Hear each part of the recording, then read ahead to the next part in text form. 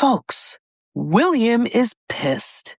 He is so angry that he was left out once again from the conversation regarding Harry's recent visit. Except this time, it wasn't just Harry visiting, but the entire Sussex clan. Make no mistake, the Sussexes are a separate royal house now. The problem for the palace is that they were supposed to become irrelevant. Instead, they became independent. And there is nothing quite so alarming to an institution built on control as discovering that the people who left no longer require its support. The Sussexes are booked and busy, which it turns out is a problem for the firm.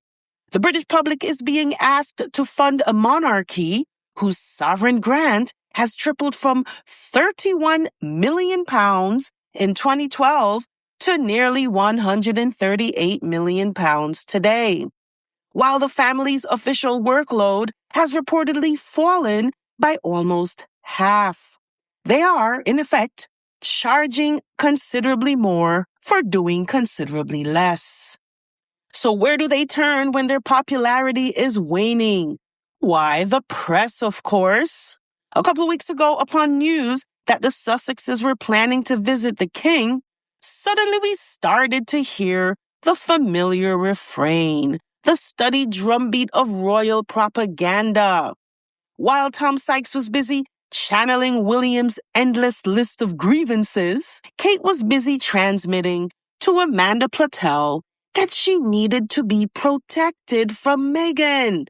That's right. Kate and her children need protection from Meghan and the notorious menace posed by Archie and Lilibet. This is the same woman who the press claimed the other day to have penned an essay on kindness.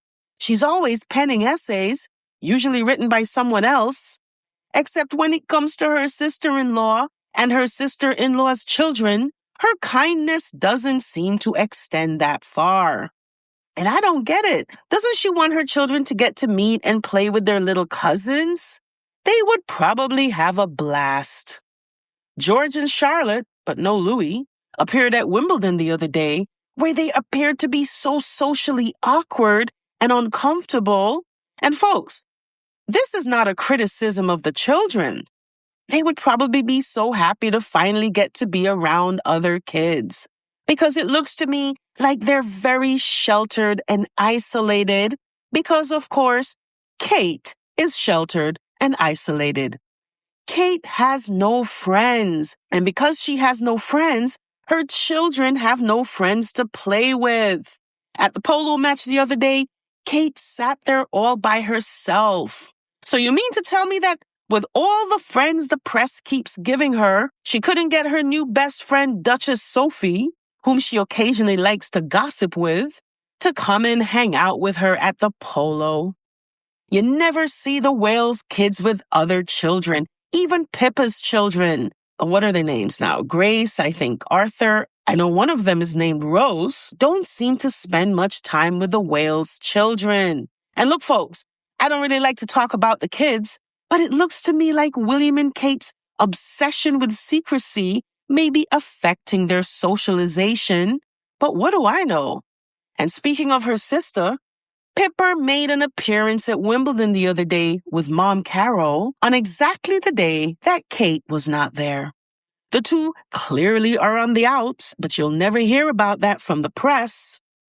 Now, you don't have to be fans of the Sussexes to recognize the machinery at work here, because when the same handful of narratives are recycled and repackaged with almost industrial regularity year after year, and you've heard them all, folks, the Sussexes are failing. They're broke. They want to come back. The same tired narrative the British press has been pumping out for 7, 8 years now? Their marriage is collapsing. Hollywood has rejected them. America is finished with them. And yet, curiously, they remain permanently on the front page. One begins to suspect that this is less about journalism and more about a well-coordinated smear campaign. The last time I checked, Harry, who no longer receives public funding, made a personal donation of £1.5 million to children in need last year, along with a separate £300,000 to another charitable cause. Meanwhile, William, whose official royal life is supported by an institution receiving well over £100 million a year, made headlines for donating £1,000 to help save a local pub. £1,000. Now look, generosity is generosity, and I'm sure the pub was grateful. But given the breathless coverage afforded to every royal act of benevolence, you might have assumed he'd personally refinanced the building. And then there is Kate. Remember that wall-to-wall coverage a few weeks ago about Kate's heroic Three Peaks challenge connected to the royal Marsden? You would have thunk Edmund Hillary had come back from the dead and started a GoFundMe. After all that publicity, the reported fundraising total was only around £2,000. £2,000. This is the reality, folks. These people are fighting for relevance. And I think they realize that the public is beginning to notice something rather awkward. For all the money going in, there is remarkably little measurable impact coming out at precisely the moment when ordinary Britons are being asked to accept increasingly expensive royal funding as somehow indispensable. Because people are struggling, wages have been squeezed, the cost of living has risen, public services are under enormous pressure, and against that backdrop, taxpayers are watching ever larger sums flow toward an institution that continually assures them it is shining a light, starting conversations, raising awareness, or my personal favorite, still learning. But after the light has been shown and everybody's finished raising awareness, what has actually changed? What measurable improvement in the life of the average Briton can be traced directly to the work of the modern royal family? That is becoming a much harder question to answer. In average salaries, Britain sits at a middling fifth out of the G7, while the US, despite everything else going on here, still tops the table by a wide margin. What value is the royal family really delivering for Britons? The other day, the press was bragging that William is now a billionaire. Okay, so now he's a billionaire. Tell me, how did he earn it? What did he do? Well, he didn't do anything. He simply inherited it. It was his birthright. William doesn't have to actually do anything, and he will still get £23 million a year. One castle isn't enough for them. They have to have numerous empty castles, manor houses, lodges, what have you. And it's still not enough. They're grabbing prized real estate from the public, claiming it for themselves. Their power is derived entirely on the backbone of a weak and obsequious parliament that bends over backwards for them. And what is the result of a weak parliament? The result is an out-of-control monarchy. Because how can you have journalists behaving like literal guns for hire? The never-ending hate campaign against a couple who, at the end of the day, simply decided to leave is becoming increasingly unhinged, and people who might otherwise be neutral about them are starting to take notice. Now, some of you are perfectly comfortable with it because you don't like Meghan. You don't have to like Meghan, but then they'll tell you, well, I'm also angry with Harry. Okay, well, why are you angry with Harry? And if you keep pulling that thread, eventually you arrive at the original sin. He married Meghan. That's really where so much of this begins. He married the wrong woman, according to people who apparently believe they had a say in the matter. Then when that woman was subjected to relentless hostility, he committed an even greater offense. he chose his wife. And apparently, this was not how the fairy tale was supposed to end. Harry was supposed to remain inside the institution while everyone else continued deciding what his life should look like. Instead, he took his little family and moved to California and built a life that no longer required palace permission. And nearly 7 years later, some people still haven't recovered. Before Meghan, they loved Harry. Harry was the rakish prince, the cheeky one, the fun one, the sandy-haired bad boy that was fearless and athletic. He was one of the most eligible bachelors on the planet. American women were so invested in the prospect of landing Prince Harry that Fox actually made an entire reality show called I Want to Marry Harry, in which American women competed for a man they were led to believe might be Prince Harry. Think about that. We had apparently reached a point where there weren't enough actual Harrys to satisfy demand, so television had to manufacture one. There was an entire cottage industry around the fantasy of bagging the prince. One woman made a fortune on etiquette lessons instructing women on how to behave should they somehow find themselves within flirting distance of Harry. Then he married Meghan, and suddenly the name-calling began. Harry was never actually that attractive. He's balding. He's thick. He's pathetic, knowing fully well that they've always had the hots for Harry. Which brings me to Charlotte. During Harry's litigation against Associated Newspapers, the publisher of the Daily Mail, Griffiths appeared as a witness, and questions arose about exactly how well she knew Harry. Griffiths first said she had first met Harry at a house party in Ibiza, except Harry said he wasn't there. And when Griffiths later testified in the High Court, her account changed.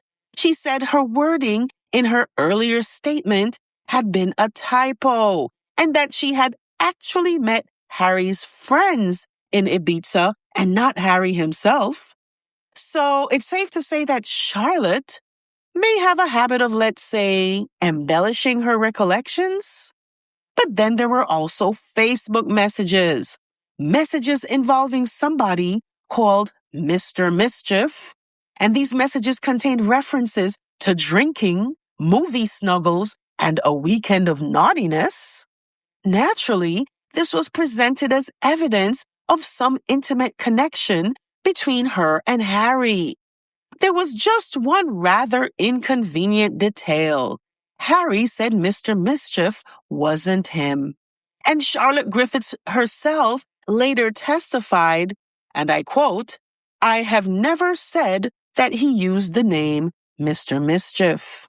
Oh, well, that seems rather important, because somehow we have traveled from flirtatious Facebook messages with somebody called Mr. Mischief, effectively inviting readers to believe it was Harry, to Charlotte now saying that she never said it was him. Stick a pin in that, because we're about to encounter exactly the same phenomenon again. A tantalizing story with an even more provocative implication. So now we arrive at the mysterious white pill. And for the sake of argument, let's assume the story happened exactly as Charlotte tells it. She says, back in 2011, she was at a dinner with Harry when he supposedly took a small white pill, placed it on her tongue, and told her something to the effect of, "Now I know I can trust you." She says she didn't know what the pill was, but that she suspected it was paracetamol. But let's ask the obvious question. What exactly are we being invited to think happened here? Because you don't put the words Prince Harry, woman, and mysterious white pill into the same story by accident. The insinuation practically writes itself. And yet, conspicuously, the story never actually gets there. Griffiths does not allege that Harry sexually assaulted her. She does not allege that he incapacitated her. She does not even identify the pill as an illicit drug. In fact, she herself suggests it might have been paracetamol. Paracetamol. And now I'm struggling to understand exactly where this story is supposed to go. And that's what bothers me about this, because while the implication is enormous, the allegation itself is non-existent. It gives the reader all the ingredients necessary to imagine something deeply sinister while stopping conveniently short of actually alleging that anything sinister happened. Perhaps there was an entirely mundane explanation. Maybe she complained about a headache, and then she decided to take a piece of a story, stitch it together with something else, and 15 years later we have a convenient narrative. And what if Harry was flirting with her? So what? He was a single man at a party, talking to a woman exactly the same age as him. Last time I checked, that was not an indictable offense. But what we cannot responsibly do is take an unidentified pill, add 15 years of hindsight, sprinkle on a generous serving of innuendo, and allow the audience to mentally manufacture a crime that the woman herself has not alleged to have occurred. And perhaps Charlotte had rather high expectations for this encounter. Who knows? Maybe she thought there was chemistry. Maybe she imagined something might happen. Apparently, nothing did. Remember, folks, this is the same woman who recently expressed her frustration on having to constantly hear Harry and Meghan refer to each other as husband and wife. Look. But of course her hair had been done, and she was very careful not to show her house because we know she's very private about her house, so the angles were very carefully managed, and she very carefully called Harry my husband, which they always do in public. It drives me mad. They call each other my husband and my wife. You know, if it was really... And all these years later, what are we actually left with? A memory of Harry being friendly with her, and according to Charlotte, putting a pill on her tongue that she herself now thinks may have been paracetamol. And that's if the story even happened, because we've already established that she has a tendency to embellish. So why are we hearing this story now? This is where the insidious nature of this insinuation becomes clear. In the latest chapter of Operation Smear the Sussexes, Harry has to become Andrew. Because every time the Sussexes' security is discussed, the Andrew comparison becomes deeply inconvenient. Harry left royal duties and lost automatic police protection, while Andrew, disgraced and removed from royal public life, has continued to benefit significantly from security arrangements. That hypocrisy is difficult to explain. So what better way to neutralize the comparison than to muddy the distinction between the two men? Hence, a mysterious white pill. Because if you can't explain why Harry should be treated worse than Andrew, there is another solution. Try to convince the public that Harry is Andrew. Charlotte Griffiths cannot directly say that Harry attempted to sexually assault her because she would surely be sued for defamation. So once again, she embellishes. And you know, folks, if you're a citizen of the United Kingdom, this should concern you regardless of what you think of Harry or Meghan. Because if a supposedly free press can become so consumed with destroying individuals with insinuations, masquerading as journalism, then you have a much bigger problem than royal gossip.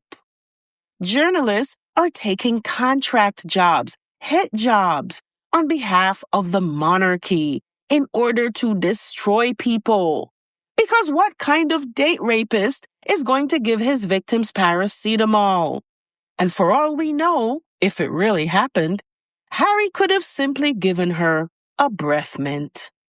So folks, The next time your coworker tells you that he or she is having a headache, you better not offer them one of your ibuprofen in your purse, because the next thing you know, somebody might accuse you of trying to roofie them.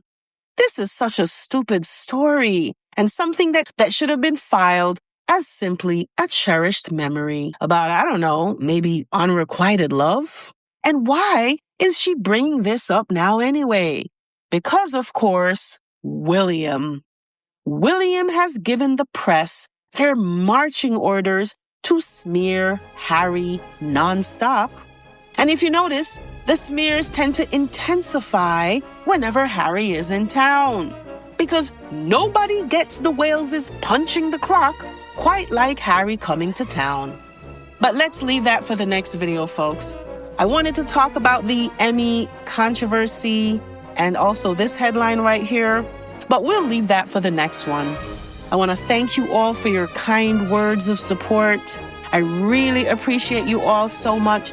You guys really keep me going. As always, leave your comments, like, hype, subscribe if you haven't already, and I'll catch you in the next one.